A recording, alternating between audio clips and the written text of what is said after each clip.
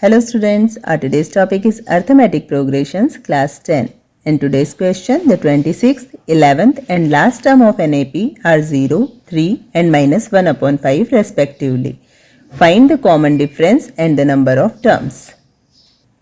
हमें एक AP का 26th टर्म, 11th टर्म और लास्ट टर्म दिया हुआ है और हमें कॉमन डिफरेंस फाइंड आउट करना है और साथ ही हमें फाइंड आउट करना है कि इस AP में कितने टर्म्स हैं।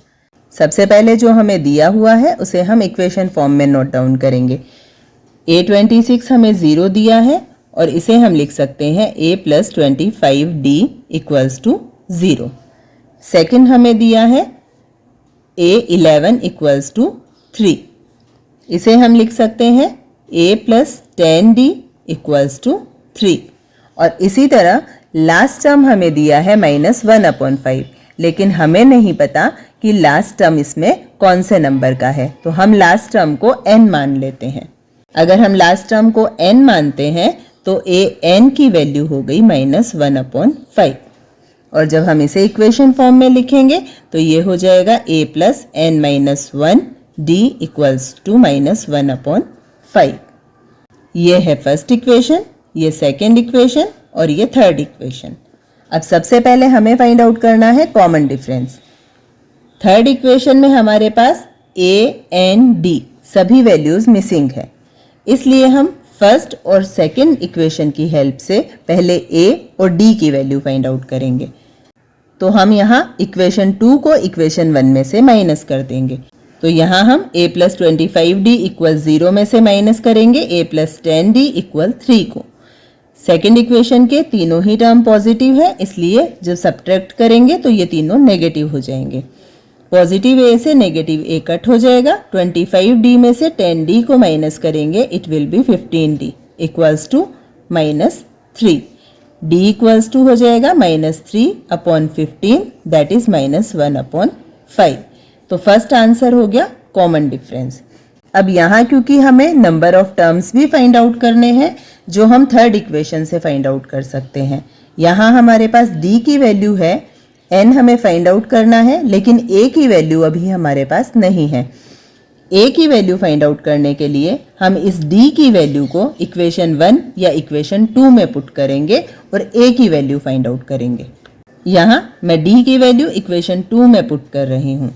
A एज इट इज रहेगा प्लस 10 मल्टीप्लाई D को हम -1/5 से रिप्लेस कर देंगे = 3। A + 10 5 से डिवाइड हो जाएगा, इट विल बी 2। पॉजिटिव 2 को -1 से मल्टीप्लाई करेंगे, ये हो जाएगा -2 = 3। A की वैल्यू फाइंड आउट करनी है, इसलिए हम -2 की साइड चेंज कर देंगे। राइट हैंड साइड जाकर ये हो जाएगा +2, देन A विल बी 5। अब number of terms find out करने के लिए हम A और D दोनों की वैल्यू को इक्वेशन 3 में पुट करेंगे। थर्ड इक्वेशन है A + n-1 multiply D = -1/5। A की वैल्यू फाइंड आउट हुई है 5 और D की वैल्यू है -1/5। वैल्यूज को पुट कर देंगे।